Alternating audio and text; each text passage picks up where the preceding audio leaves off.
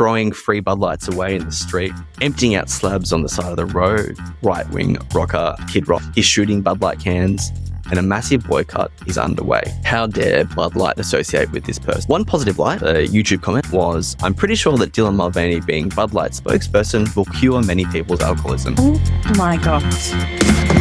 Hello and welcome to The Big Con, the podcast dedicated to demystifying and simplifying the world of strategy, exploring its impact on businesses and individuals who've either harnessed it for success or perhaps missed the mark. I'm Emily, Harvard degree candidate. I'm Dale, big business nerd and self-proclaimed content aficionado. We are bringing you in on the con, sharing the valuable lessons from both the failures and triumphs of those who've come before us. Dale, you're up. You're telling me some stories. That's right, and one that's quite interesting because I don't think it's often that we get to put the brands or companies, Nike, and everyone who's aware of Nike, it's a sports apparel company, and Bud Light, which is, for those who don't know, a beer, together and talk about how they've made a very similar, almost the same branding mistake, or at least face the same backlash. This is what I'm going to try to do today. And whilst the individual that brings them together is internet personality and trans activist Dylan Mulvaney, who has detailed her gender transition across social media since about 2022, it's how humans, and mainly these humans in the USA, have reacted and how these companies, Nike and Bud Light, have navigated it. And I think it's kind of maybe a little bit of a warning or a bit of a trigger foretelling of what we could see at home on our own shores. Are you interested, Emily? I'm very interested. Let's go. Have you had a Bud Light before? Yes, I have, Dale. I used to live in the States. So you almost can't avoid it. It's very much in the American zeitgeist, and I'll touch on that. So we'll start with Bud Light. It's a behemoth. It's owned by the company Anheuser-Busch, or InBev, or AB InBev as it's commonly abbreviated. It's a giant German beer company. It also houses the Corona beer, Stella Artois, and unsurprisingly, Budweiser. In 2020, it had roughly 26% of the global beer production, which is crazy. It's currently worth about 160 billion Australian dollars. And an interesting note that I learned on the research of this episode, that over half the beer made in the world comes from only 6 alcohol giants. So it's there's a lot of control in that space. The beer market is incredibly saturated. I don't know if anyone's walked into a Dan Murphy's recently, but the amount of choice is completely overwhelming. And advertising and brand appeal really kind of drives this market. And considering consumer behavior, people can be very loyal to a particular beer or at least a beer segment. And I know for me, I have one beer or beverage that I drink and it takes me a long time to actually change. Let's have a gander at the history of Bud Light and why their road to growth may actually have been their undoing in this incident we're going to talk about. Bud Light. It came onto the scene in 1982, a baby brother to Budweiser, or if Budweiser is marketed as the beer of kings, Bud Light is the prince. Anheuser-Busch, at the time, a quintessential American brewery based in St. Louis, it had not yet merged with AB InBev, which is what happened later on at this stage, and it needed a new product to compete with Miller Lite. It was something that was coming up the charts, the beer market charts in the 80s. And because they're light on calories, not light on alcohol, aren't they? Which is interesting to note that one of the reasons that they made this beer was so that they could appeal to a younger, more health-conscious individual. And from memory, I think the Miller Lite brand was started to market it as like a beer you could have after golf, etc., etc. Fun fact, considering the amount of beer I drink and consume, and it's something I wish I probably knew earlier, beer bitterness is a big differentiator in Bud Light. And it's measured by something called an IBU, International Bitterness Unit. The original Budweiser had an IBU of 18, whilst Bud Light is a 6, so much less bitter. To give our listeners some context, the most popular beer in Australia, Great Northern, don't at me, that's just what the charts say, has an IBU of 11, and something like a Heineken or a Corona has a IBU of 19, roughly, whilst your Guinness, which is a stout, is up around 50 IBUs. Not to strategy lessons here, listeners. We are layered. We have so many things to offer. Please tell your friends. Bud Light explodes onto the market. It became the 3rd top beer in 1982 in the premium light beer segment. Some of its incredible growth is pinned to a 1987 Super Bowl commercial with a bull terrier coined Bud Light's party animal to capture a younger male audience. And it worked. This flashy ad reportedly increased their sales by 21%. Incredible. Bud Light's growth continues and grows and grows. And by 2001, it becomes the number one beer in America. And it keeps that spot for another 20 years. Obviously, there's a bit of fluctuation, but for the most part, it's going pretty well. Even when in 2008, Anheuser-Busch merged with the Belgian conglomerate InBev to form Anheuser-Busch, or AB InBev, as I mentioned at the top. In 2010, Bud Light paid for $1 billion licensing deal to the American Football League, so NFL, and plenty of other sporting brand deals. Budweiser beer, and by extension, Bud Light, is entwined in the American zeitgeist and a particular type of culture, the average white male, reportedly taking up to 18.4% of the market share in the USA. For anyone who's watched The Simpsons, a lot of people may be aware of the beer on that TV show. It's Duff. And you can see a lot of similarities between Suds McDuff, who was the party animal, and Duff Light. It's very much inspired by how much of a say Budweiser had in that American culture. And when you lived in America, you played beer pong with it. Exactly. Again, don't at me. The taste, it's fine. Let's come to now. The times are changing. Alcohol consumption is down. It's definitely, people are drinking less. People are making more health conscious decisions. And there's plenty of choices and options on the market. For instance, seltzers are stealing a lot of the market share, which brings us to the top of 2023. Alyssa Heinerscheid, and apologies, Alyssa, if I've pronounced your last name wrong, Bud Light's vice president of marketing, is doing the rounds on a podcast. And she's talking about how they need to evolve Bud Light. There's plenty of quotes of her talking about bringing representation to the brand. And the Bud Light brand was it was out of touch humor. And that it had a bit of a hangover. Love the pun. Enter what I will call the inciting incident. In celebration of March Madness, which, again, for those who are less athletically minded like myself, it's an intense college basketball tournament with a lot of fan enthusiasm and lots of upsets. I had to Google that. Dylan Mulvaney, a trans personality, the one that I mentioned at the top of the show, posts on her Instagram in celebration of March Madness in a sponsored post. She's dressed up as Audrey Hepburn. She's got a six-pack of Bud Lights in front of her, and she celebrates another day in her journey to becoming a woman. She also shows a special gift from Bud Light. It's a can of Bud Light, and it's got her face on it. She drinks it, has a little bit of a spiel. I don't think there's anything over problematic with what she's saying in the video other than she's keen to be celebrating it. Over the next few days, it blows up, and for all the wrong reasons. Sure, her 1.8 million followers on Instagram and her 10.8 million followers on TikTok got the news. But many others did as well, and mainly because people were really upset. It's not often I get to quote right-wing commentator Ben Shapiro, but I will, who comes in and says, well, folks, our culture has now decided men are women and women are men, then you must be forced to consume the products that say so. Twitter, or X as it's now called, is awash with people emptying out slabs on the side of the road, throwing free Bud Lights away in the street. Known right-wing rocker Kid Rock, who previously played at Donald Trump rallies and other Donald Trump events, he's shooting Bud Light cans, and a massive boycott is underway. How dare Bud Light associate with this person is the message that's coming out. One positive light I will add is that a YouTube comment on Ben Shapiro's anti-woke rant was, I'm pretty sure that Dylan Mulvaney being Bud Light's spokesperson will cure many people's alcoholism. Oh my God. I won't go into detail. And there's plenty of other better resources you can quote around the journey America is currently on with transgender issues. It's not one that I can see is overly positive. And while in Australia, I don't think we're seeing the same level of divide, there's definitely reports of anti-trans hate rising on our shores. Yeah. In the immediate, what was the repercussions for Bud? $6 billion is wiped off Budweiser's parent company stock price. Whoa. There was also up to 13 bomb threats to factories that made the beer. So lots of things were happening, both that were concerning the physical safety of people who work in that space. Whilst this all played out in the top of 2023, a recent article released in September of 2023 says that there's roughly a 30% drop that they experienced. Those drinkers are not coming back. They're gone, further alienated. This bit's where I think it gets even more spicy. Budweiser responds, and they release a statement. I'm going to read some of it. I'm really interested in your opinion. We have thousands of partners, Budweiser writes, millions of fans, a proud history of supporting our communities, military, first responders, sports fans, and hardworking Americans everywhere.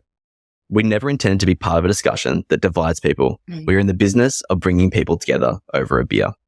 What's your initial reaction to that, Em? It's hard to separate this conversation from my personal feelings about being a very strong LGBTQI ally and being able to step back enough to look at the business choices.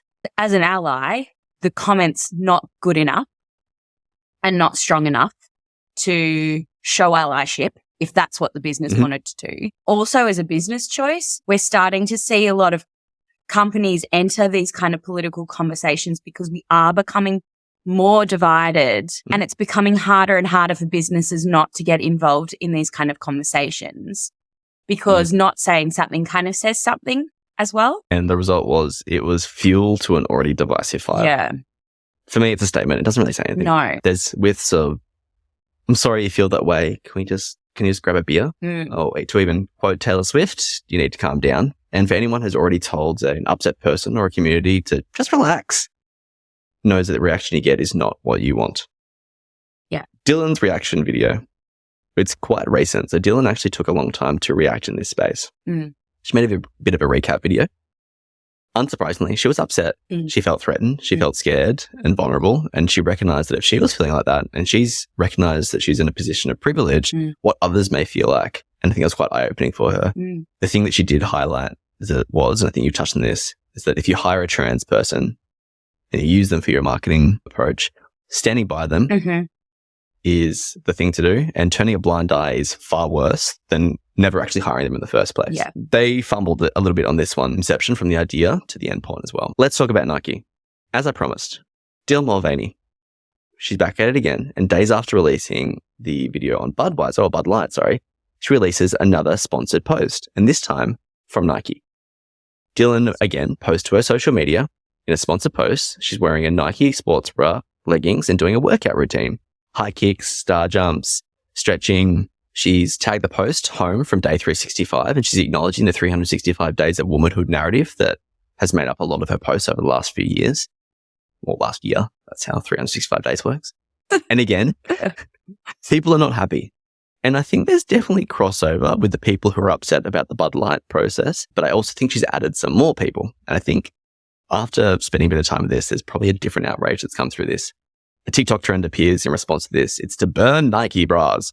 One TikToker comments, you chose a little boy with no breasts and some junk in his pants to represent real women. A Republican Party candidate in California claimed the campaign showed that Nike hated women.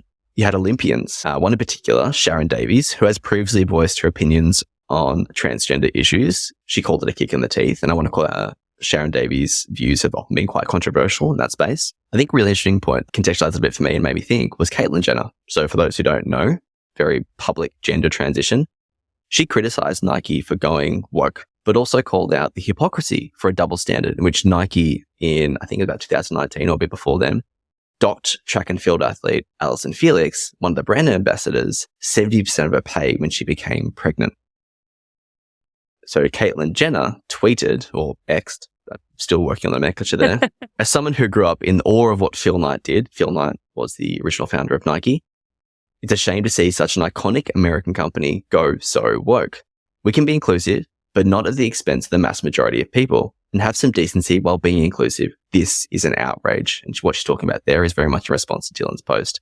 Well, because Caitlyn Jenner's quite also known for her right-leaning politics that don't protect you, but you support. It's an interesting case, Correct. But a lot of that is the generation as well. And similarly, I think Caitlyn, previous life experience as an Olympian or very high performance athlete, I can understand a little bit the point of view in terms of protecting, I guess, what she knew in that space. But in the same breath, I'm going to give credit to Nike because they actually cleaned up their act in this space. So yes, after pressure from Allyson Felix's attention, they did review their policy and regarding athletes becoming pregnant, and that's, I think, a lot more inclusive. Back to the Mulvaney episode. How did Nike respond? Similarly, Nike released a statement in the form of a comment on their Instagram. I'm going to read it out. You are an essential component to the success of your community. We welcome comments that contribute to a positive and constructive discussion. Be kind, be inclusive, encourage each other. Hate speech, bullying, or other behaviors that are not in the spirit of a diverse and inclusive community will be deleted. I think for me, this takes a stance. Takes a side. 100%. And it shows action as well. And it's backs Dylan. And backs their choice to work with Dylan. Exactly. It's got a lot more backbone than what we got from Bud Light. So Emily, we're going to go to a break. Okay. And while we go into this, is this the end of Bud Light? Will we be taken off the shelves, no longer be able to buy it? Will Nike have to close up shop after their stances? How do businesses navigate inclusivity, even if it may be at the risk of alienating your current market share? Is Dylan Mulvaney's influencer career over? I do have the answer to that. A few things to consider. Let's come back after the break. Right, Emily, we are back.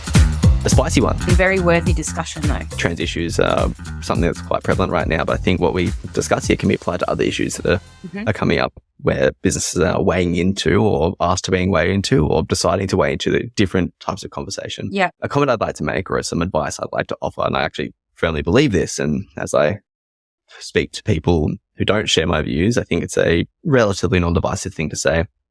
And it's not my entirely original idea, but it resonated quite well with me. Professor Scott Galloway said it the other day, the safe bet for many businesses is to err on the side of acceptance. History kind of tells us that for the most part, society, humanity will mostly move towards more acceptance and more tolerance. If you think about think about where we've moved to from women's rights, acceptance of gay marriage, the countless examples we have of equality and equity for so many groups. And for the most part, we are moving towards a more accepting planet Earth and people of planet Earth. I want to clarify, by no means am I saying the work is done in acceptance. There is a mountain for us to still climb, and the conversation and debate should definitely happen. I don't think we can have a completely one-sided view in this space. But if you're a business and you're being invited into a conversation on acceptance, or an example of Bud Light pushing your way into a conversation, I'm not saying rightly or wrongly, but they made a very conscious decision to go for that market share in using Dylan. It's mostly going to be the right decision to err on the side of acceptance, whatever that looks like. But doing that, acknowledging that you're not only going into a conversation, and the definition of a conversation will have more than one voice. So understanding how you're going to respond, how you're going to listen, and how you're going to continue saying your piece, whatever that might be, which I think is where Bud Light made a bit of a boo-boo. They didn't fully understand when they asked for a brand partnership with Dylan, the conversation they were entering into and how they're going to deal with the two-way street of a conversation. Emily, thoughts? I want to keep in the line of the podcast and look at business decisions and how the decisions we make in marketing and partnerships and things impact businesses. For me, at the end of the day, there's business and then there's can you sleep at night. Working to your values may not always be the smartest business choice, but I think that sometimes that doesn't matter.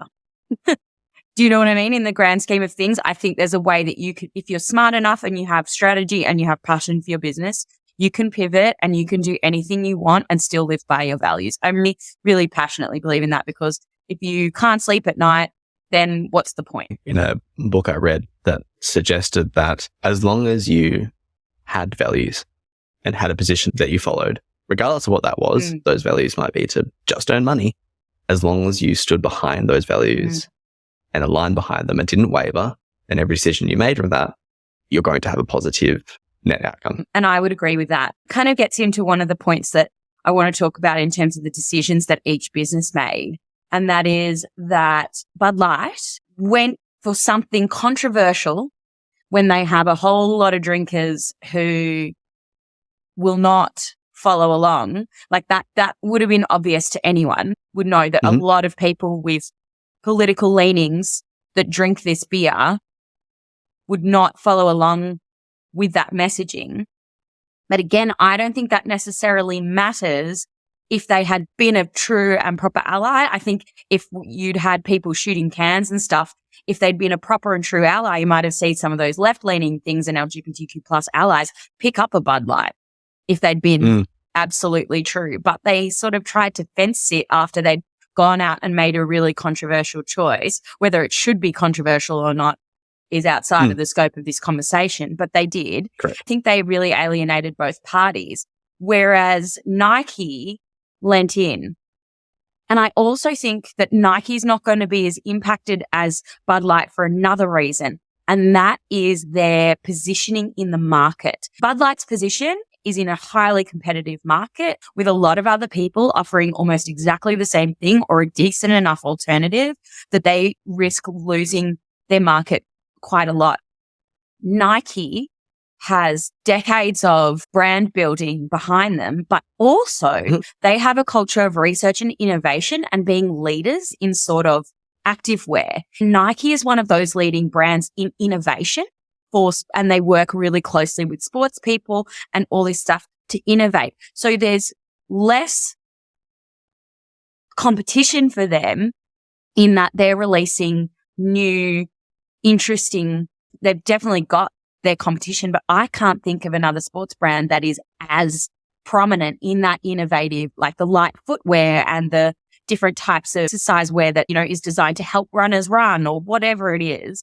They work with the NFL. They work with all these people to innovate and create better products for these people. And they're in the head of their field. Bud Light is not. When you're in a position of privilege and a position of power, you can stand up and make a statement for people that you want to support because, you've got that privileged position in the market. Friendly note, Emily, the athletic leisure world in America is worth about $320 billion US dollars. So give or take 500 to 600 billion Australian dollars, put that in context. And I imagine Nike has a decent part of that pie. I would say so for sure. And on your comment of innovation, they were actually one of the early companies. This isn't Nike's first step into partnering with someone transgender. So they did some partnership with Chris Moiser, from my understanding, in about 2015. And so they very much, not so much pioneered that space, but they've already been in that conversation. Yeah. So it's not a giant leap for them in that space. All their marketing campaigns are super fashion forward, that kind of branding. It really does align with them to make those kinds of statements and stand by them. The content of Dylan's Nike post, for me, I don't think was actually on brand with the Nike way in which we're used to. And that was a lot of the critique that came and was leveled at Dylan in that space. As Dylan's video showed, she was dancing around, flitting about, and a lot of the commentary leveled at her was around being cheapening women. Oh, jeez. It didn't acknowledge the plight of women in that space. It seemed a bit of a parody of women. And sure, I think I don't know how to navigate that. First of all, I don't think it's anyone's business to say what is and is not representing women because we're very varied creatures. But also the argument, sometimes when people don't want to make a trans argument, they make it about something else that is inconsequential. I think that doesn't impact the way that Nike responded. I think Nike probably has a lot more allied customers. It's at this point that I think I'd love to bring up Dolly Parton because she's an interesting one in this space in that she has very right-leaning fans and yet she has managed to also be quite a strong ally for LGBTQI people without alienating her right-wing audience. She's firmly says God loves all of us and yet she's managed to do it in a way that doesn't make right-leaning people feel stupid about their belief. If there was a way to bottle Dolly Parton, is that what you're suggesting? Yeah, bottle Dolly Parton. We did actually have a situation in Australia recently with a teen sex education book. Yep. It was on the shelves at Big W, which is for our international listeners, is a bit like a Walmart. So Big W was selling this sex education book for teens. And it talks about a lot of LGBTQ. They're exploring anyway. Might as well give them some education around it. That's my view. That's not the view of everyone, which I understand. Yeah. But just by selling the book, I don't think that's necessarily shoving the book in people's faces. It's just by offering it to people. There was no decree to go and buy the book. It was an active choice, similar to people buying Cadbury. And I thought it was really interesting the way Big W handled it because what ended up happening is a lot of the Big W staff were getting harassed and threatened with violence for having the books on the shelves. And so Big W got into quite an interesting situation where they needed to protect their staff, which I think is a really important thing. So they moved all the sales of the book to online. So they took it out of the stores, but kept selling it online.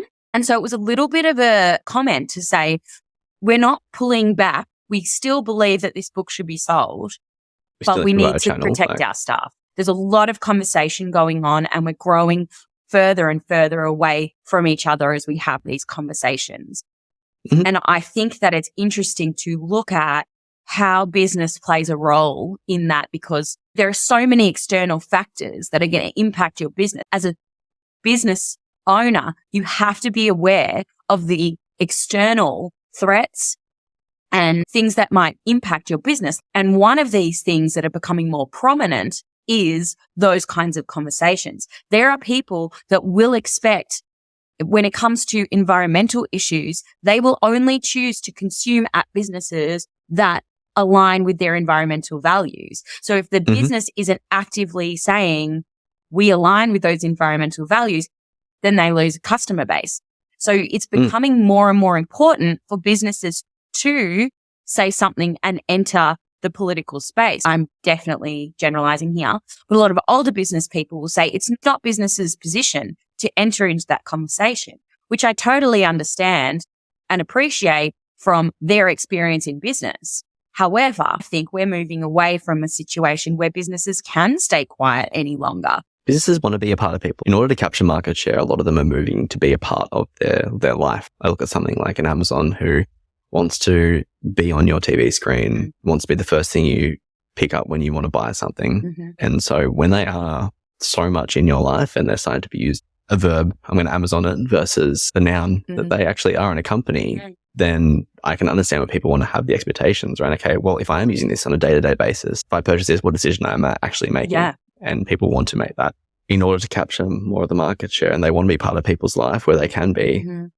I can understand why there's a desire for them to have a say, to get off the fence. As a consumer, it's hard to make those decisions. You know, when Amazon's so easy and it's providing you with, like, it'll just be there overnight. But then there might be some choices that Amazon made as a business that ethically you don't support.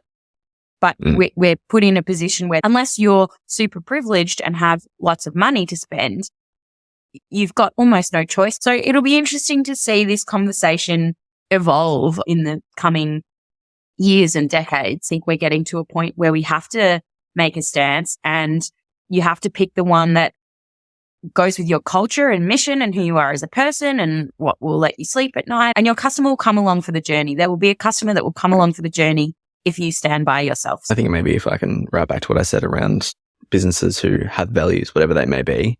I was glib when I said the value to make money, but the value is to provide excellent healthcare.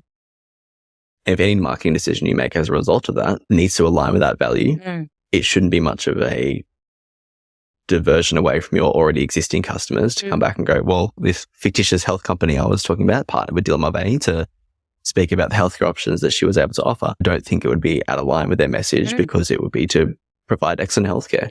It's nothing else. I don't think Bud Light had that broader conversation around what their mission and value was to sell, to have a beer with people. And maybe they're coming to it now. Interesting side note, Bill Gates, or the Bill and Melinda Gates Foundation, recently bought roughly 17 million stocks from AB InBev. Well, that's a big statement. AB InBev has regained a lot of its market share using the other verticals that are in there. They have other beers that they can push. Yes, Bud Light beer is down in general, but for the most part, Bill Gates and Melinda Gates Foundation thinks it's a good bet.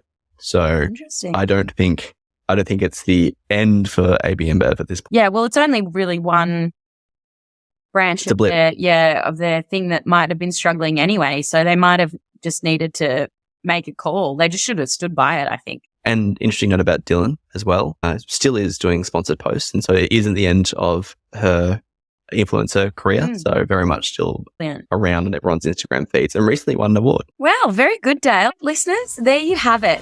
You now understand a little bit more of the con, and we hope that you know your culture and your mission of your business and you can stand by it in the future. If you haven't already, please subscribe to the Big Con podcast. It not only supports us, but means you will get all the latest episodes straight to your device. Do not keep all the fun to yourself either. Share the con around your mother, your aunt, your best friend's brother. Tell them to check us out on all their favorite podcast apps.